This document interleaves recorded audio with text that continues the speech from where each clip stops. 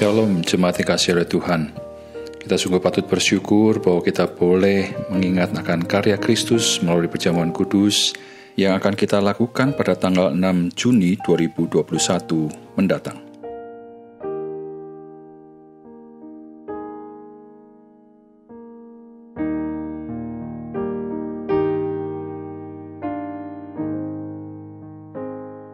Teks 1 Korintus pasal 11 ayat 23 sampai 26 yang tadi kita baca boleh mengingatkan kita akan beberapa makna dalam perjamuan kudus itu sendiri. Dalam melakukan perjamuan kudus, kita harus mengingat ada beberapa makna. Yang pertama, kita mengingat akan penderitaan Kristus di masa yang lalu. Yang kedua, melalui perjamuan kudus, kita mengingat akan persekutuan dengan Kristus dan sesama anggota tubuh Kristus di masa sekarang. Yang ketiga, kita mengingat akan pengharapan akan kedatangannya di masa depan. Sebagai syarat untuk boleh menerima perjamuan kudus, yang pertama, telah menerima baptisan anak dan yang telah disidi. Yang kedua, telah menerima baptisan dewasa. Yang ketiga, jemaat diminta untuk mempersiapkan diri, yaitu dengan mengakui dosa, percaya, mau meninggalkan dosa dan hidup yang benar. Keempat, bagi anggota gereja lain tentunya yang telah memenuhi syarat di atas. Dalam pelaksanaannya nanti kita harus mengingat juga bahwa dari satu sumber inilah, yaitu Kristus, kita bersama-sama diberi makanan rohani yang sama, dilambangkan roti dan anggur. Itulah sebabnya kita merayakannya bersama-sama, bukan sendirian. Inilah yang disebut dengan komunalitas atau kebersamaan, dan fisikalitas bisa dirasakan. Dalam perjamuan kudus ini, kita percaya bahwa Kristus sungguh hadir di tengah-tengah kita. Karena itu, kita merayakan perjamuan kudus dengan penuh hormat kepadanya. Perjamuan kudus akan dilaksanakan pada tanggal 6 Juni 2021, minggu pertama bulan Juni 2021 via live streaming, dan akan dilayani oleh pendeta Andrew Kusno Habil. Gereja menyediakan elemen perjamuan kudus, roti dan anggur, dan mohon jemaat untuk mengambilnya di kantor sekretariat gereja pada jam kerja dengan mendaftarkan diri terlebih dahulu, paling lambat tanggal 2 Juni 2021, yaitu pada hari Rabu. Bagi jemaat yang ingin dilayani untuk perjamuan kudus keliling yang akan diadakan pada tanggal 7 Juni 2021, yaitu pada hari Senin, mohon bisa mendaftarkan diri ke kantor gereja paling lambat tanggal 5 Juni 2021 pada jam kerja.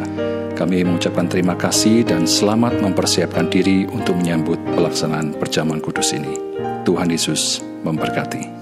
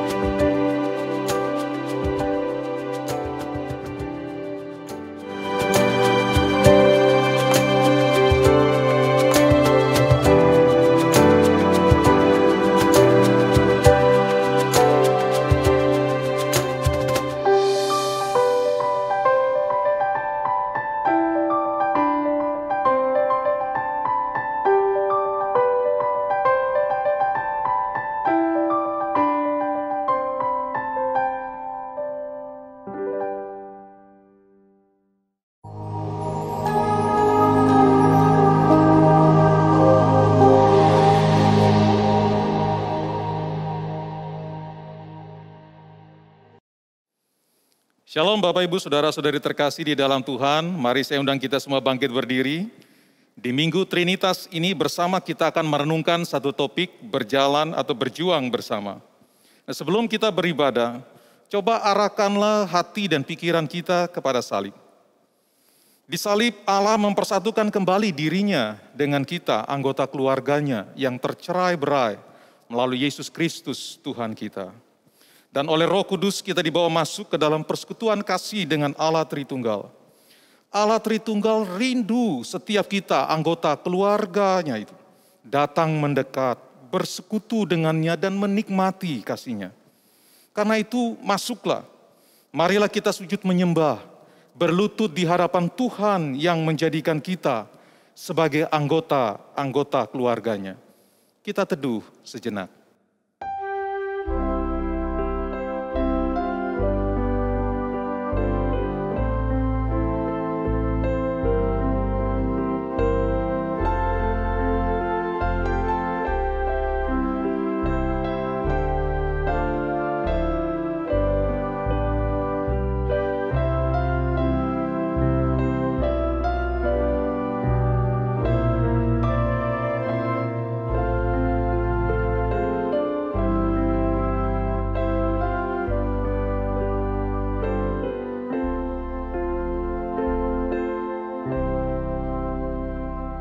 Angkatlah hatimu kepada Tuhan dan percayalah bahwa pertolongan kita adalah dalam nama Tuhan yang menjadikan langit dan bumi. Kasih karunia dan damai sejahtera dari Allah Bapa, Putra dan Roh Kudus menyertai kita semua. Amin. Mari dengan satu suara bersama dengan para malaikat di sorga dan semua orang kudus yang berdiri di hadapan tahta Allah, kita pelantunkan pujian suci, suci, suci, Tuhan semesta alam, seluruh bumi penuh dengan kemuliaan-Nya.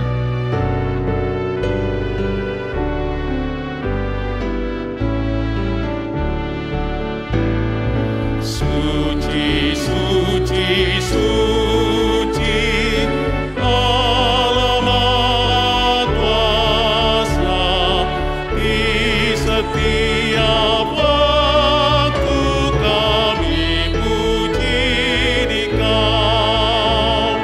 Suci, suci, suci, yang Maha Pengasih, Allah Tritunggal, Allah yang esa. Suci, suci, suci, semua sembahlah, pujilah nama-Nya, hai makhluk sekalian. Malaikat di sorga bersujud menyembah Allah yang kekal selama-lamanya.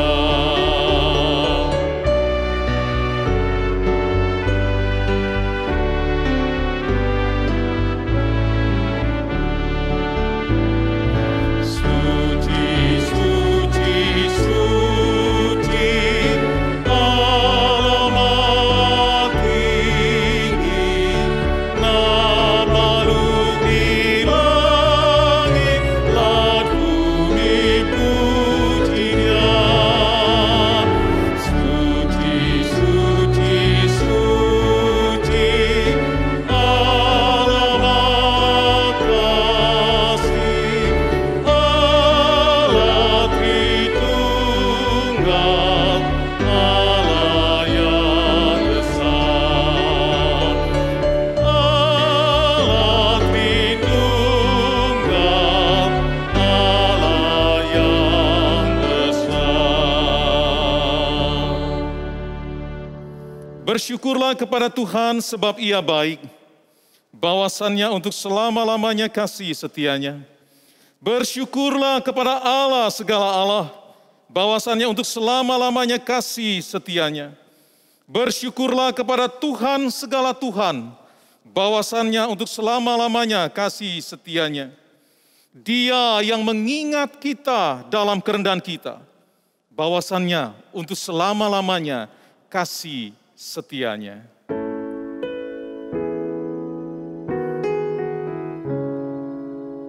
Jemaat silakan duduk.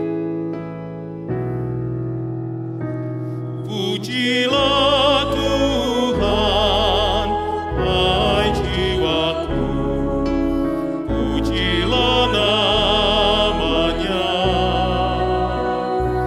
dengan segenap hati ku sembah namamu yang kudus. Pujilah Tuhan, pujilah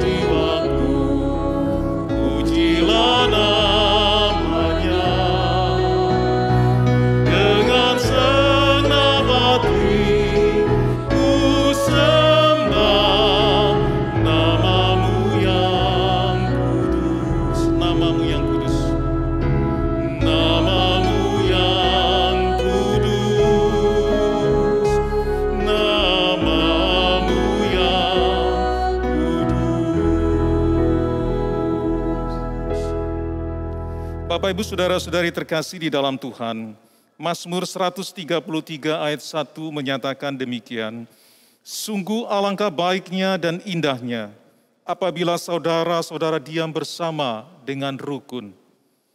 Nah, di dalam terang firman ini, marilah kita memeriksa kehidupan kita bersama sebagai keluarga. Apakah kita sungguh-sungguh hidup bersama sebagai keluarga dalam kerukunan? Apakah kita berjuang bersama dan bertekun bersama sebagai keluarga untuk senantiasa hidup di dalam relasi kasih dengan Allah Tritunggal? Karena itu silakan mengambil waktu sejenak untuk kita berdiam diri dan mengakui segala dosa dan kegagalan kita. Silakan Bapak Ibu Saudara-saudari sekalian hening sejenak dan mengakui segala dosa dan kesalahan kita di hadapan Tuhan.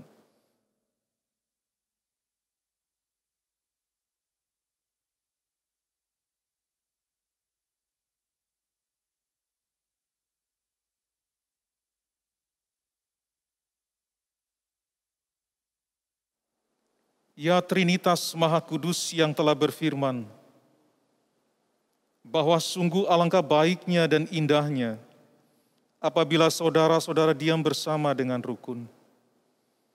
Sebab di dalam kerukunan kami sedang menghayati relasi kasih yang terjalin di antara pribadimu, ya Bapa, Putra, dan Roh Kudus.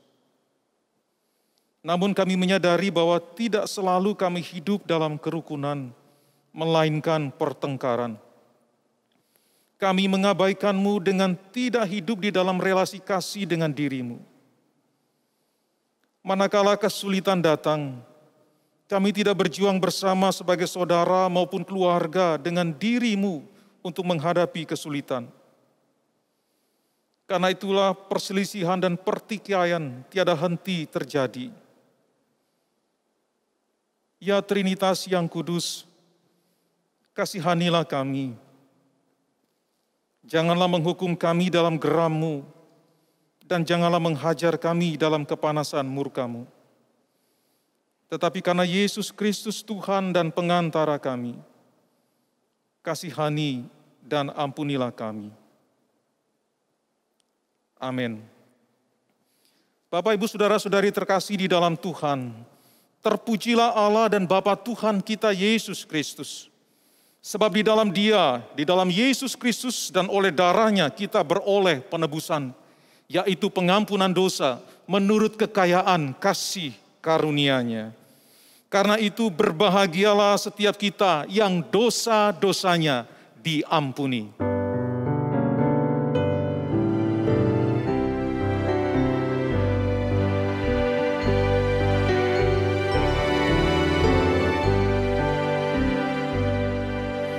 Lepas jalan yang susah dan gelap, pada Yesus ku datanglah, ke tempat yang senang dan terang.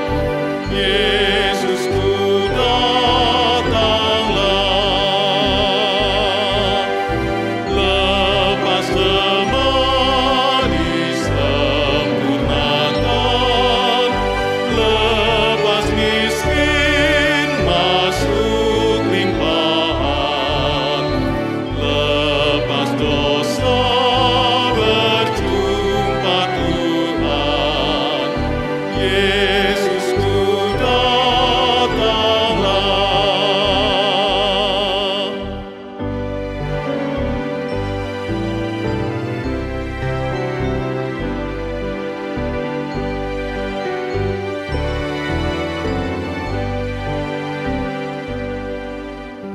Lepas jalan yang selalu gagal, pada Yesus ku datanglah, masuk pada kemuliaan-Mu, Yesus ku datanglah.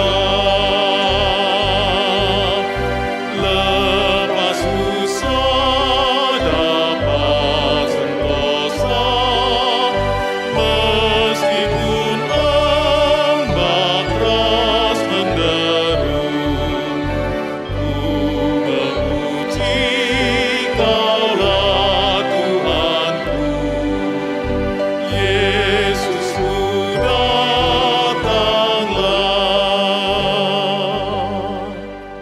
Mari saya undang kita sekalian bangkit berdiri. Sebagai orang yang telah diampuni, marilah kita hidup di dalam kehendak Allah sebagai keluarga. Hendaklah kamu sehati sepikir dalam hidupmu bersama. Janganlah memikirkan perkara-perkara yang tinggi, tetapi arahkanlah dirimu kepada perkara-perkara yang sederhana.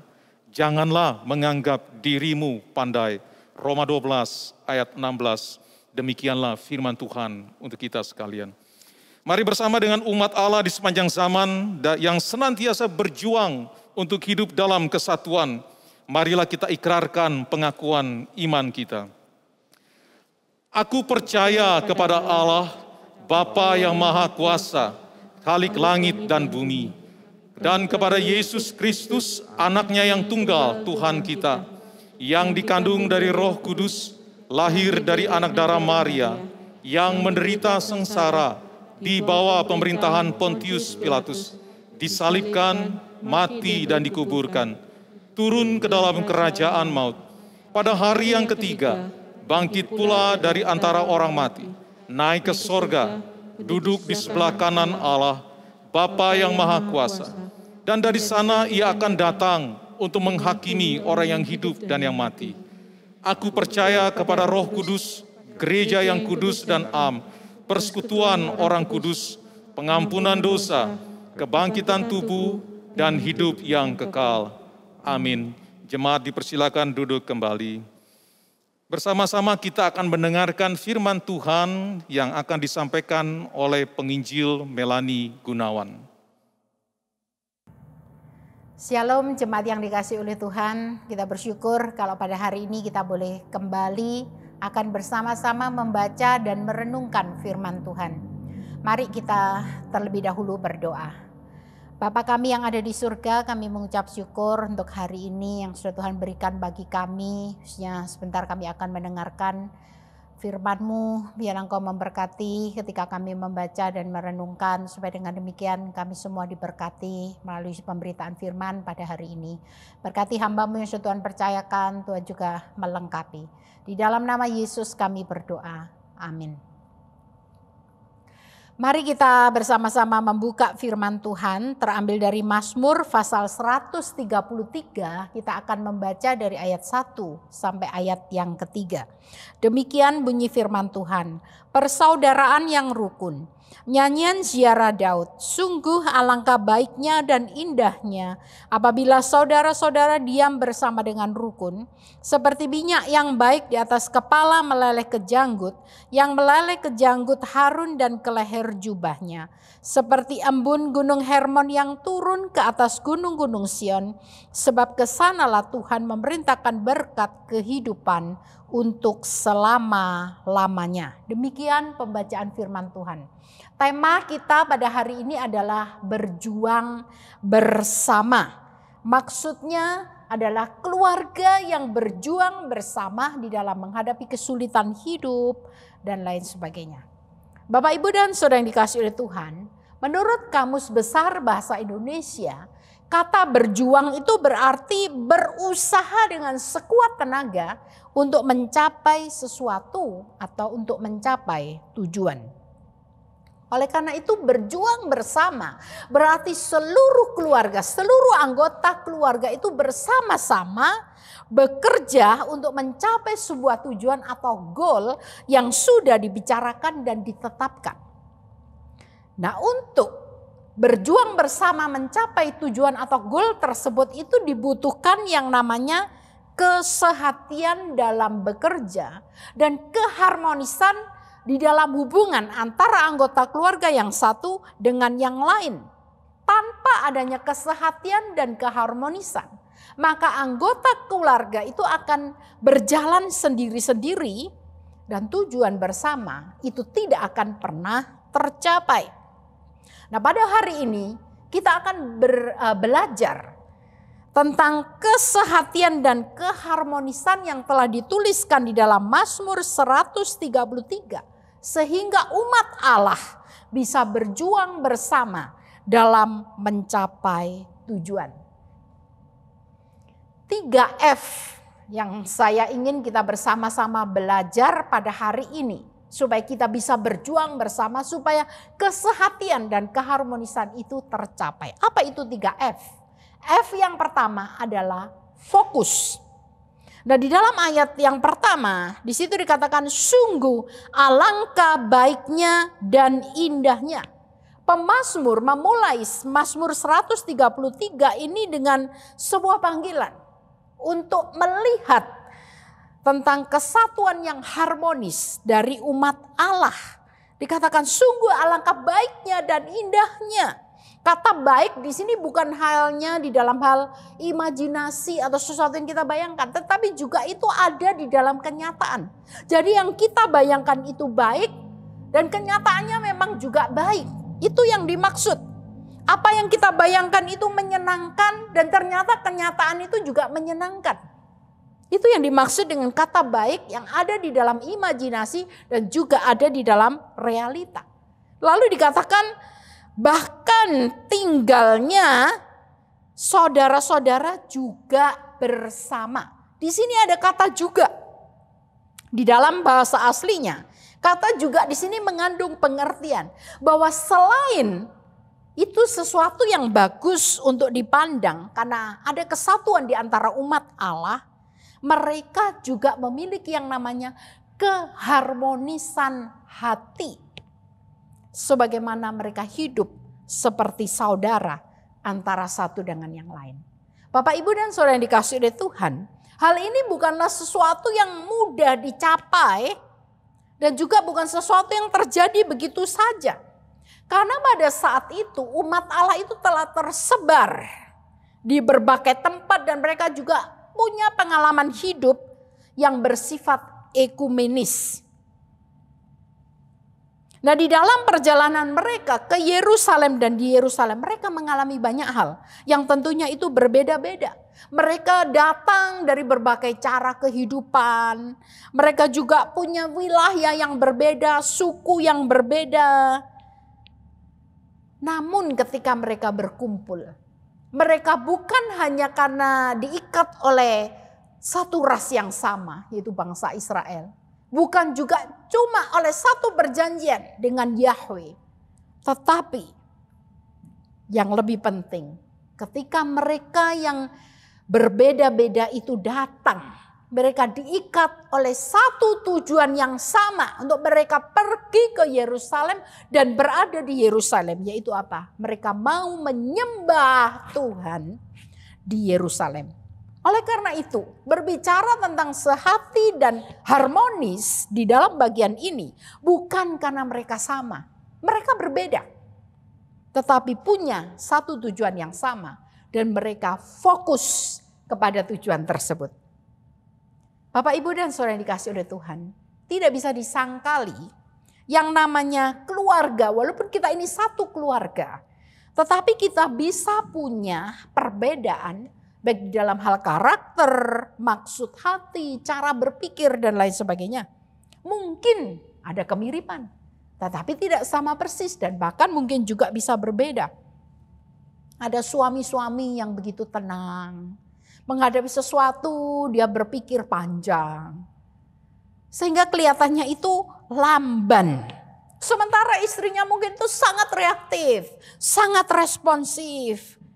Maunya segala sesuatu cepat diselesaikan dan gak usah berlama-lama. Lalu dua anak mungkin yang mereka miliki yang dilahirkan dari rahim yang sama dari seorang ibu. Itu juga bisa punya karakter atau cara hidup yang berbeda. Mungkin yang satunya ikut papanya, satunya ikut mamanya, atau mungkin gabungan dan lain sebagainya. Nah, di dalam hal ini mungkin suami itu akan berkata, aduh istriku itu gak sabaran, maunya cepet-cepet, tidak berpikir panjang. Mungkin juga si istri berkata, suamiku ini kelamaan, terlalu lambat. Sehingga mungkin istri atau suami merasa lebih baik dari pasangannya. Karena istri berpikir kalau nunggu suaminya kelamaan. Sebaliknya suami, kalau nurutin istriku, wah ini bahaya karena dia gak berpikir panjang. Nah, ketika sebuah masalah itu terjadi di dalam keluarga tersebut, ketika kita cuma fokus kepada cara menyelesaikan atau fokus kepada karakter salah satu atau anggota keluarga tersebut, kita tidak bisa berjuang bersama untuk menyelesaikan masalah tersebut. Oleh karena itu fokusnya harus pada tujuan. Tujuannya apa? Yaitu supaya masalah ini diselesaikan. Sehingga bagaimana caranya? Nah, ketika kita fokus kepada tujuan, maka kita akan bersama-sama duduk dan membicarakan. Kalau memang itu harus segera diselesaikan dengan cepat, maka mungkin pakai cara istri. Itu lebih baik. Tapi kalau ini memang memerlukan perenungan yang lama, berpikir panjang, dan pakai cara suami yang tentunya akan juga lebih baik. Oleh karena itu berjuang bersama, seluruh anggota itu harus fokus kepada satu tujuan yang sama.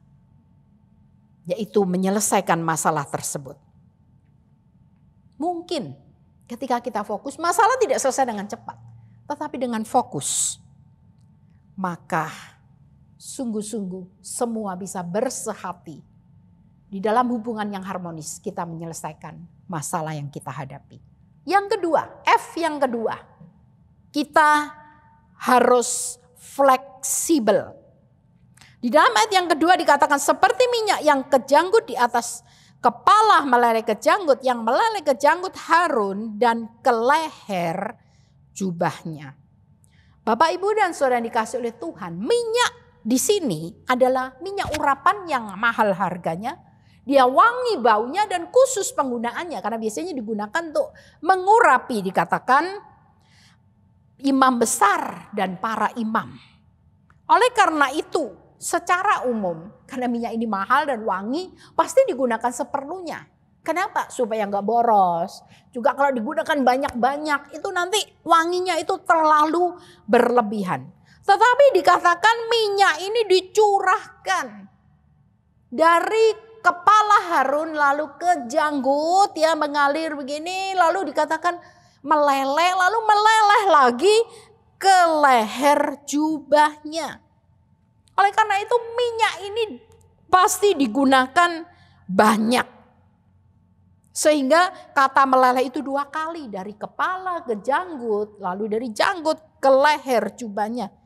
Ini adalah satu penggunaan yang banyak, yang mungkin tidak sesuai dengan pada umumnya.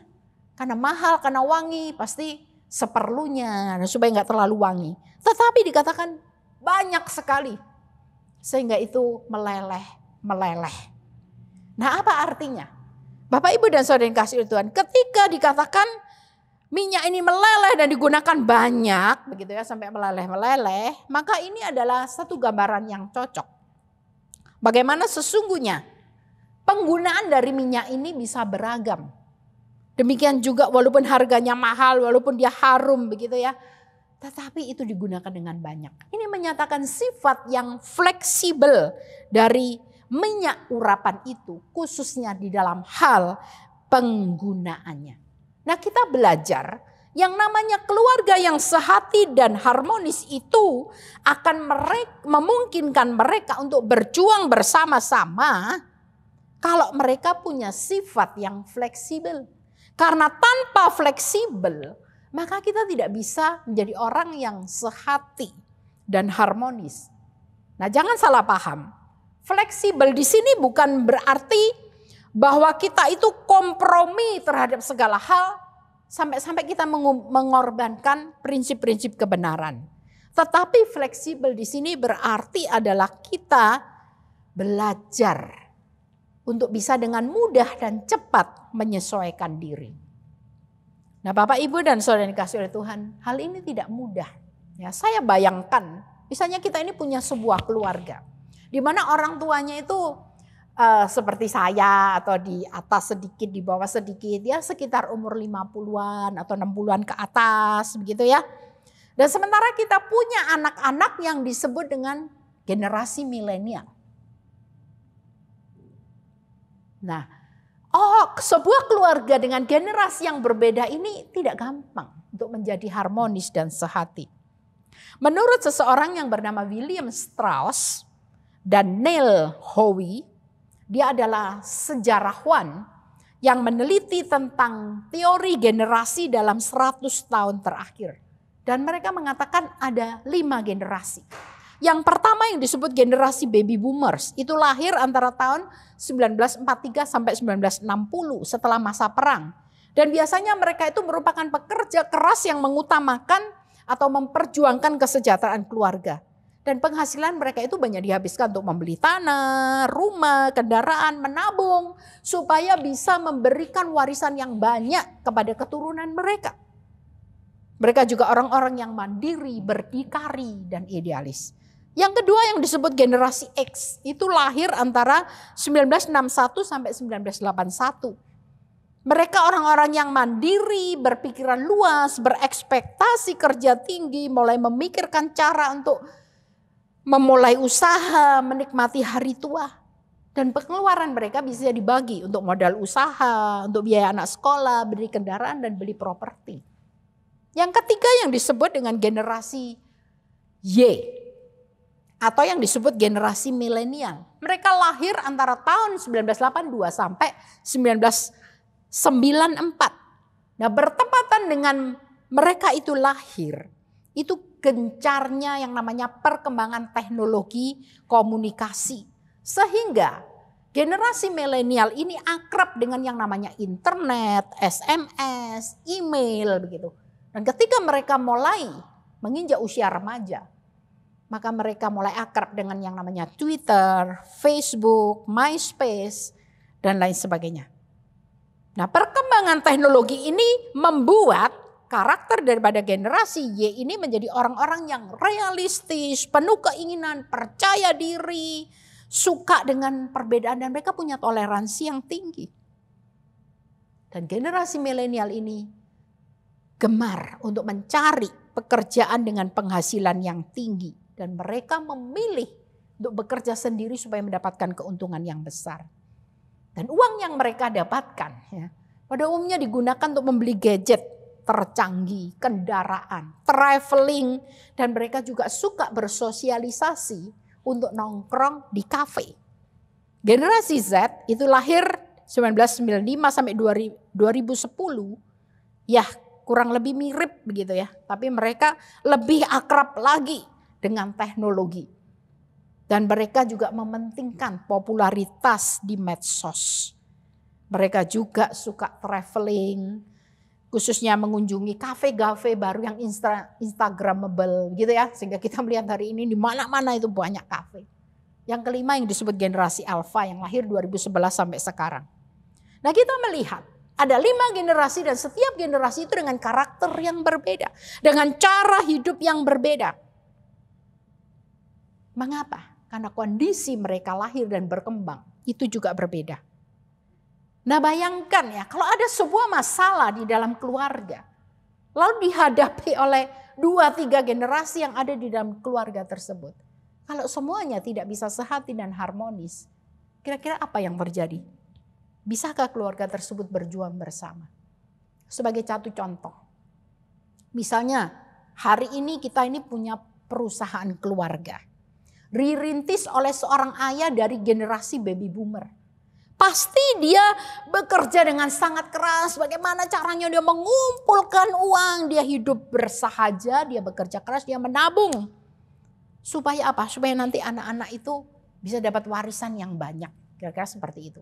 Nah, mungkin mamanya dari generasi X ya. Yang berpikir juga mulai memikirkan anakku harus sekolah dan lain sebagainya. Nah, anak-anaknya itu dari generasi Y atau milenial yang memikirkan bagaimana saya memanfaatkan teknologi untuk mendapatkan keuntungan yang maksimal. Jadi kalau papanya berpikir bekerja keras, maka anaknya berpikir lebih baik bekerja cerdas daripada bekerja keras. Kalau papanya punya hidup yang bersahaja, dia nabung, dia ngirit-ngirit supaya bisa memberi warisan yang banyak kepada anaknya. Maka anaknya gaya hidupnya beda. Dia suka beli gadget yang baru, dia suka jalan-jalan. Dia juga suka nongkrong-nongkrong di kafe. Mungkin bapaknya berpikir, waduh kamu ini buang-buang waktu. Tapi dia kata, loh aku ini lagi kerja juga nongkrong di kafe. Nah ini kita bisa bayangkan ya, apa yang terjadi. Kalau kita tidak bisa yang namanya fleksibel. Sekali lagi fleksibel bukan mengorbankan prinsip. Fleksibel bukan kompromi untuk hal-hal yang tidak baik. Tapi kita belajar untuk memahami. Kita belajar untuk menyesuaikan. Mungkin tadi prinsipnya bagus. Bekerja cerdas. Nah, kita belajar sebagai orang tua gimana kita bekerja cerdas. Kita juga belajar, oh ternyata anakku juga di kafe ternyata dia juga kerja. Nah kita gak bisa juga menuntut dia seperti kita. Kalau aku pakai ini aja sudah cukup. Karena aku beda. Dia butuh mungkin yang lebih canggih dan lain sebagainya. Nah kita ini butuh yang namanya fleksibel. Bisa mudah dan cepat menyesuaikan diri untuk hal-hal yang baik. Sehingga kalau ada masalah kita bisa sehati. Kita bisa harmonis di dalam kita menyelesaikan semuanya itu. Yang ketiga. F yang ketiga yang terakhir. Itu berbicara yang namanya fungsi. Dan di dalam ayat yang ketiga dari Mazmur 133 dikatakan seperti embun gunung Hermon yang turun ke atas gunung-gunung Sion. Sebab kesanalah Tuhan memerintahkan berkat kehidupan untuk selama-lamanya. Bapak, Ibu, dan saudara yang dikasihi oleh Tuhan, penyebaran kerukunan yang digambarkan oleh embun itu menghadirkan beberapa kesulitan. Mengapa? Karena bagaimana embun Hermon yang berada di ujung utara itu dapat jatuh di pegunungan Sion. Hermon itu terletak di ketinggian kurang lebih 10.000 kaki di atas permukaan laut. Nah, jarak dari Hermon ke Sion itu kurang lebih 400 kilometer. Nah, bagaimana itu mungkin terjadi? Tetapi dikatakan bahwa pengendapan di dalam bentuk hujan, salju, dan embun itu menjadikan Gunung Hermon itu terkenal akan tanaman hijaunya yang subur. Dan juga dikatakan bahkan selama musim panas. Karena embunnya itu menyegarkan tumbuh-tumbuhan dan menjaga dari kekeringan. Nah, embun yang jatuh itu sangat berlimpah di Gunung Hermon yang tinggi. Dan itu dikatakan telah turun ke gunung-gunung Sion yang lebih rendah. Nah, apa pelajaran yang bisa kita ambil? Yang bisa kita ambil adalah kita belajar yang lebih tinggi melayani yang lebih rendah. Yang memiliki lebih itu berbagi dengan yang membutuhkan dan tidak menyimpan untuk dirinya sendiri. Jadi saling berbagi, saling menolong demi kebaikan semuanya. Sehingga tanaman baik yang di Hermon, baik yang di Sion, semuanya disegarkan dan tidak ada yang mati kekeringan. Masing-masing itu tahu fungsinya dengan baik dan dijalankan sebagaimana mestinya. Tidak ada yang merasa yang lebih tinggi, tidak ada yang merasa yang lebih rendah. Sehingga semuanya mendapatkan berkat. Demikian juga dengan keluarga yang mau berjuang bersama. Semua harus menjalankan fungsinya masing-masing dengan baik dan maksimal. Tidak boleh saling menunggu dan perhitungan. Saya berikan contoh. Misalnya ada sebuah keluarga ya dengan 3 anak begitu. Nah, pada suatu hari papanya ini jatuh sakit, papanya udah tua. Tinggal bersama mamanya. Papanya jatuh sakit. Sakit papanya ini memerlukan biaya pengobatan yang cukup lumayan besar begitu. Nah, mamanya memang punya tabungan, tapi tabungan itu nggak banyak. Dan ini disiapkan untuk hidup mereka di hari tua. Lalu 3 anak mereka, anak yang pertama itu seorang laki-laki. Sudah berkeluarga, cukup mapan lah, oke lah hidupnya begitu. Lalu anak yang kedua ini perempuan. Nah, dia menikah dengan seorang laki-laki yang sukses, yang kaya ya, yang propertinya lumayan banyak, mobilnya juga begitu ya. Pokoknya hidupnya itu paling enak lah. Anak yang ketiga itu laki-laki. Anak yang ketiga ini baru mulai merintis akan usahanya. Sehingga dia hidup cukup lah begitu. Nah, ketika papanya sakit, kalau semua saling menunggu dan perhitungan, saya tanya siapa yang akan mengusahakan pengobatan untuk papanya? Kalau mamanya berkata, lo itu uang untuk kami hari tua gak bisa dipakai. Atau mungkin mereka berkata kepada anak nomor 1, kan kamu anak laki-laki paling besar, ini tanggung jawabmu. Atau mungkin berkata, ini kan anak perempuan, dia paling kaya, harusnya dia yang menanggung. Tapi kan anak perempuan gitu kan ya, bukan kewajibannya gitu. Atau mungkin dibebankan kepada yang kecil, kan kamu sekolahmu paling tinggi, menghabiskan biaya yang paling banyak, sekarang tanggung jawabmu kalau papa sakit. Kalau semua keluarga ini saling menuding, saling menunggu. Tidak mau mulai untuk berbagi, tidak mau mulai untuk melakukan sesuatu. Saya tanya, kira-kira apa yang terjadi dengan papanya? Tetapi kalau seluruh anggota keluarga, ketika mereka menghadapi masalah papanya yang sedang sakit ini, mungkin yang satu berkata, oke, aku sih mungkin uang gak bisa banyak, tapi aku bisa punya waktu jaga papa gitu ya. Mungkin yang satunya, aku punya waktu gak banyak, tapi aku bisa memberi lebih banyak.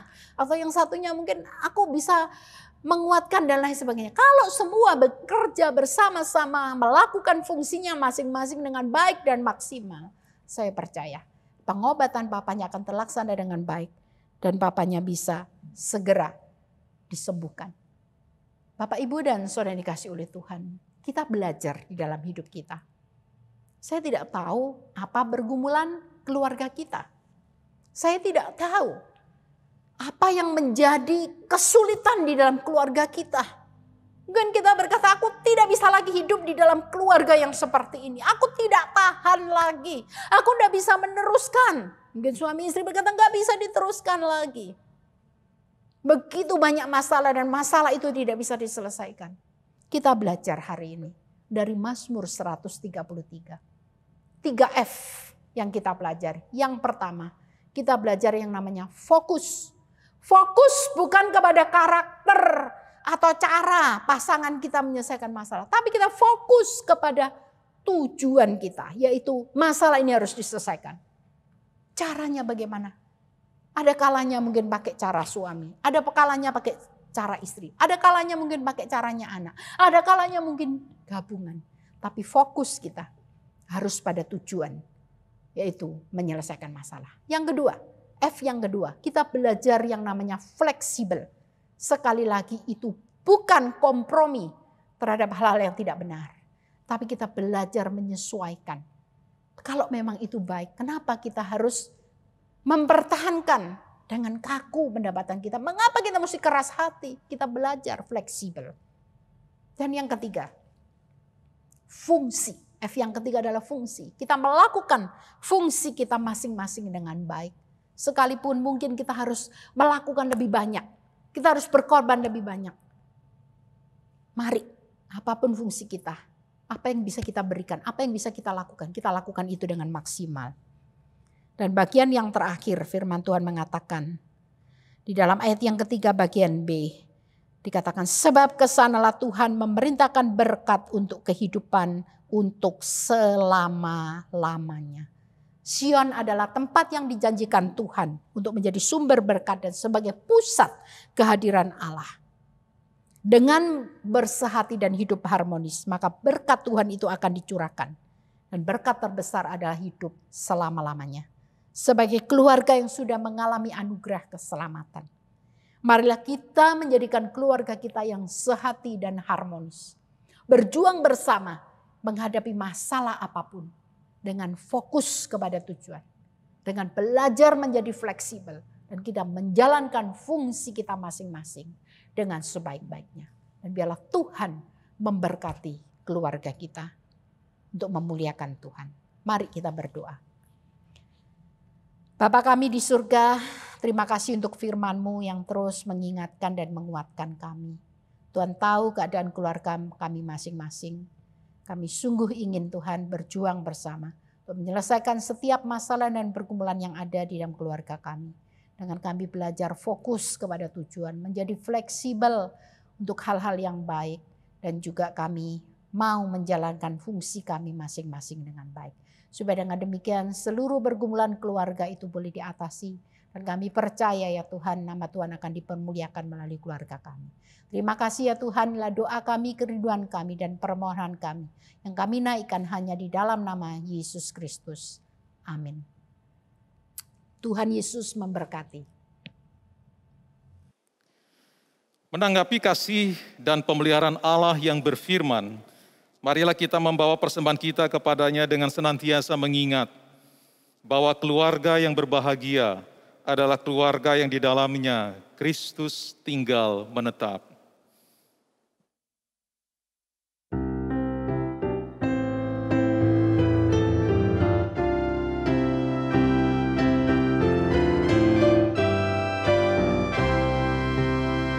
Berbahagia tiap rumah tangga di mana kaulah tamu yang tetap dan merasakan tiap sukacita.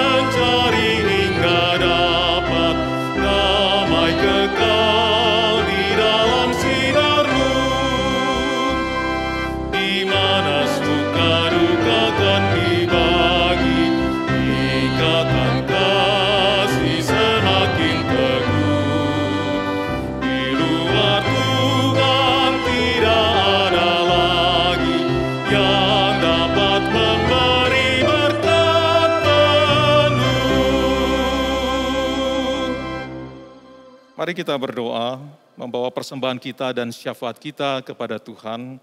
Saya akan memimpin setiap kita untuk berdoa. Ya Tuhan Sang Pemersatu, yang telah menyatukan kami dalam keluarga besar Kerajaan Allah. Tuntunlah kami untuk senantiasa berjuang bersama sebagai keluarga, untuk hidup dalam persekutuan denganmu. Sebab di dalam persekutuan denganmu, kami akan dituntun oleh sabdamu untuk tetap melangkah, manakala kesulitan datang silih berganti. Ya Tuhan Sang Pemberi berkat, daripada mula segala yang ada pada kami, baik hidup maupun harta, Engkau juga yang memberikan kami kemampuan untuk dapat memberi. Terimalah persembahan syukur dan hidup kami. Pakai dan gunakanlah bagi kemuliaan-Mu melalui kehadiran gereja-Mu. Di Minggu Trinitas ini, kami berdoa agar Roh Kudus yang telah dikaruniakan kepada kami senantiasa menuntun kami sebagai keluarga untuk hidup di dalam persekutuan dengan-Mu, ya Bapa, melalui Yesus Kristus Tuhan kami. Kiranya di dalam relasi kasih-Mu, ya Allah Tritunggal, kasih dan rahmat-Mu yang besar senantiasa Engkau limpahkan kepada kami, untuk kami nyatakan kepada orang lain juga. Kami berdoa untuk mereka yang hidup sendiri, tanpa kehadiran orang-orang yang terdekat dengan mereka. Kiranya dalam hidup mereka juga mengalami kelimpahan kasih yang ada di dalam diri-Mu, ya Bapa, Putra, dan Roh Kudus, sejak kekekalan. Kami berdoa untuk mereka yang mengalami kehilangan orang-orang mereka yang terkasih, baik karena COVID maupun karena sakit-sakit lainnya dan karena usia. Hiburkan dan kuatkanlah mereka, ya Bapa, Putra, dan Roh Kudus. Kami berdoa untuk pemerintah negara kami di dalam upaya mereka untuk menolong masyarakat tetap berada dalam keadaan sehat di tengah pandemi melalui pemberian vaksin. Kiranya Engkau berkenan menolong, ya Allah Tritunggal. Karuniakan para pemimpin kami hikmat, ya Allah sumber hikmat, dalam upaya mereka untuk meningkatkan pertumbuhan ekonomi dan meminimalkan gejolak-gejolak sosial yang terjadi melalui program-program kerja yang mereka rancang dan laksanakan. Ya Allah Sang Perisai kami, jagalah negara kami dari upaya-upaya jahat manusia yang ingin menghancurkan negara ini dan mengadu domba masyarakat melalui isu-isu ras, agama, dan status sosial. Hancurkanlah pekerjaan iblis dengan segala pengikutnya, dan biarlah panji kebenaran dan kerajaan-Mu semakin berkibar megah. Ya Allah yang mendengar doa kami berdoa juga untuk situasi dunia saat ini, khususnya apa yang sedang terjadi di Timur Tengah antara Israel dengan Palestina yang masih bergejolak, masih terjadi peperangan yang menimbulkan jatuhnya korban jiwa. Kami berdoa kiranya Engkau di dalam rahmat-Mu menolong para pemimpin-pemimpin di sana untuk mereka mengupayakan damai sehingga perang ini tidak terus berlanjut. Kami berdoa kiranya Engkau menolong setiap orang yang mengupayakan damai di sana. Kiranya Tuhan memakai mereka sebagai alat-Mu untuk memperdamaikan situasi yang tidak mudah saat ini. Dengarkanlah doa kami, karena kami berdoa di dalam pengantaran Yesus Kristus Tuhan kami, yang bersama-sama dengan Sang Bapa dan Sang Roh dipuji selama-lamanya. Amin. Mari Bapak, Ibu, Saudara-saudari terkasih di dalam Tuhan, kita bangkit berdiri. Marilah kita masuk ke tengah-tengah dunia sebagai keluarga yang siap berjuang bersama untuk menyatakan kemuliaan Allah. Sebab segala sesuatu adalah dari Dia, oleh Dia, dan kepada Dia. Bagi Dialah kemuliaan sampai selama-lamanya.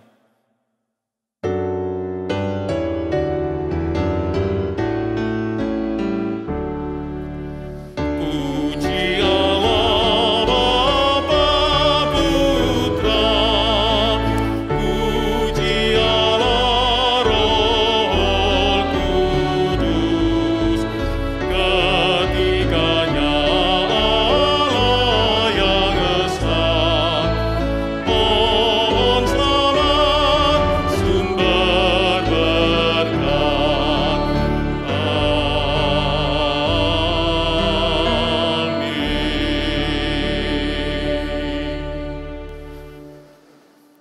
Jemaat dikasihi oleh Tuhan, arahkan hatimu kepadanya dan terimalah berkat dari Allah Tritunggal itu.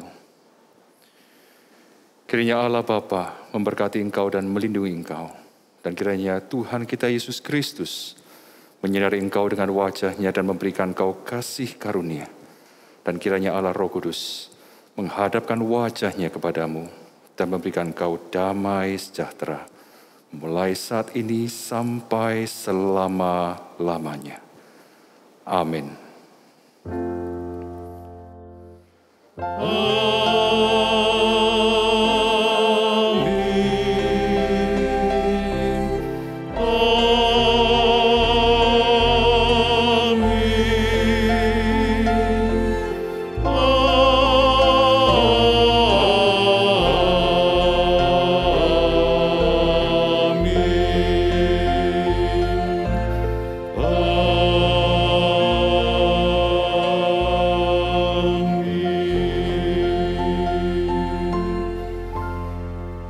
Satu ibadah selesai, Tuhan Yesus memberkati. Selamat berjuang bersama-sama di dalam Dia.